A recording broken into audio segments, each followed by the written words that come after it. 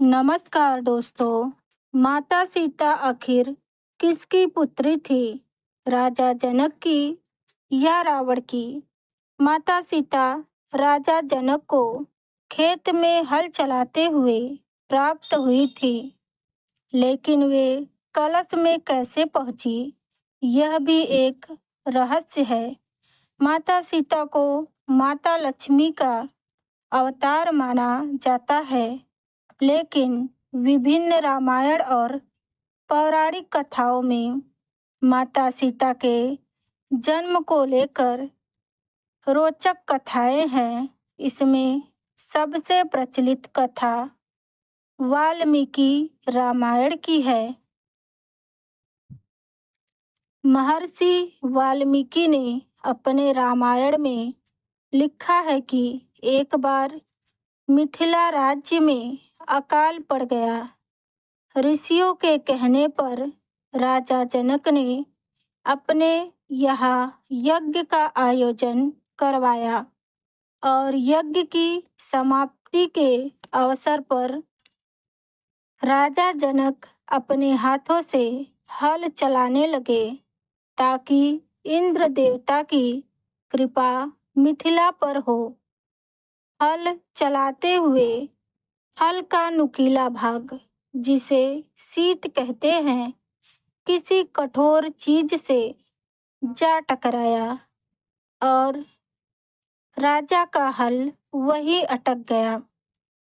जब उस स्थान को खोदा गया तो एक कलश प्राप्त हुआ, जिसमें एक सुंदर कन्या खेल रही थी। राजा जनक ने उस कन्या को कलश से निकाला और उस कन्या को अपनी पुत्री बनाकर अपने साथ ले गए। निसंतान सुनैना और जनक की इच्छा पूरी हुई। हल के शीत के टकराने से वह कलश मिला था जिससे सीता प्रकट हुई थी, इसलिए कन्या का नाम सीता रखा गया। इस घटना से इतना तो पता चलता है कि माता सीता राजा जनक की पुत्री नहीं थी।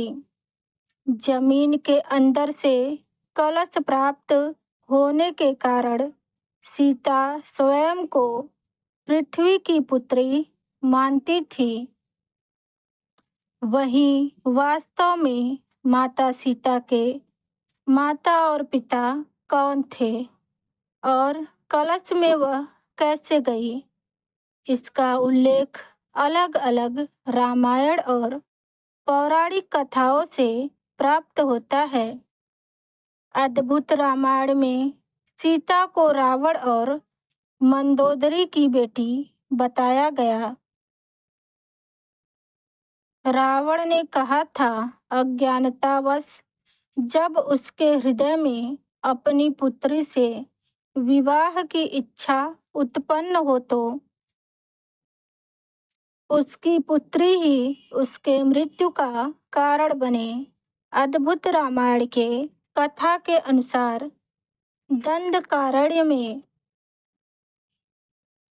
गृत्समद नाम का एक ब्राह्मण था, जो माँ लक्ष्मी के पुत्री रूप में पानी के कामना से प्रतिदिन एक कलश में कुश के अग्रभाग से मंत्रोच्चार के साथ दूध की बूंदें समर्पित करते थे। कहते हैं उस समय देवता और असुरों के बीच संग्राम चलता रहता था। कभी असुर देवता पर, कभी देवता असुरों पर आक्रमण करते रहते थे। उसी बीच एक दिन रावण उस ब्राह्मण की कुटिया पर पहुंच गया। उस समय गृत्समद वहां उपस्थित नहीं थे। इसका फायदा उठाकर रावण ने आश्रम के अन्य ब्राह्मण ऋषियों को मारकर उनका रक्त उसी कलश में भर लिया। कहते हैं रावण उस रक्त को कलश में रखकर अपने साथ लंका चला गया, जहां उसने अपनी पत्नी मंदोदरी को उस कलश को संभाल कर रखने को कहा। वही मंदोदरी को उस कलश में क्या है इसके बारे में बताते हुए उसने कहा, यह बहुत ही तीक्ष्ण विष से भरा हुआ है। जब कुछ दिनों के बाद रावण विहार करने पर्वत पर गया तो उस कलश में रखा पेय पदार्थ पी लिया। मंदोदरी को पसंद नहीं था कि रावण उसकी उपेक्षा करके कहीं भी जाए। वही देवी लक्ष्मी को पुत्री के रूप में प्राप्त करने के मंत्रोच्चारित दूध का ऐसा प्रभाव पड़ा कि मंदोदरी गर्भवती हो गई। उसके बाद उसने सोचा, इस समय मेरे पति मेरे पास नहीं हैं। ऐसे में जब पता चलेगा तो सब क्या सोचेंगे। यह सोचते हुए मंदोदरी तीर्थ यात्रा के बहाने कुरुक्षेत्र चली गई। कहा जाता है वहीं उसने गर्भ को निकालकर भ्रूण को एक घड़े में रखकर भूमि में दफन कर दिया और वापस लंका लौट गई। कहते हैं वही घड़ा हल चलाते हुए मिथिला नरेश राजा जनक को प्राप्त हुआ था, जिसमें से सीता जी प्रकट हुई थी। सीता माता के जन्म से जुड़ी एक अन्य कथा ब्रह्मवैवर्त पुराण के अनुसार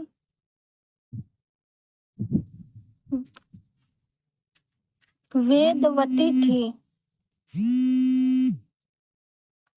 वह भगवान विष्णु की उपासक होने के साथ उनसे ही विवाह करना चाहती थी। वेदवती अपनी इस इच्छा पूर्ति के लिए सांसारिक जीवन छोड़कर जंगल में कुटिया बनाकर तपस्या में लीन रहने लगी।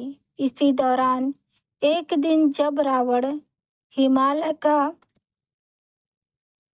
भ्रमण करता हुआ ऋषि कन्या वेदवती को देखा तो मोहित हो गया।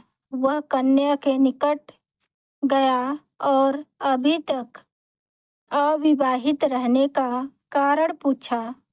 तब वेदवती ने बताया कि उसके पिता उसका विवाह विष्णु भगवान से करना चाहते थे, परंतु एक राक्षस के मुझ पर मोहित होने के कारण उसने मेरे पिता का वध कर दिया। पति के वियोग में माता की भी मृत्यु हो गई। पिता की मृत्यु का बदला लेने के लिए ही उन्होंने तपस्या का मार्ग अपनाया है। रावण ने शुरू में वेदवती को बहकाने की कोशिश की, परंतु उसके नहीं मानने पर उसने वेदवती के केस पकड़ लिए। तब कहा जाता है वेदवती ने रावण के द्वारा पकड़े गए बालों को काट दिया और दौड़ते हुए अग्निकुंड में कूदकर अपनी जान दे दी। मगर मरने से पहले उसने रावण को श्राप दिया कि वो खुद रावण की पुत्री के रूप में जन्म लेकर उसके मृत्यु और विनाश का कारण बनेगी।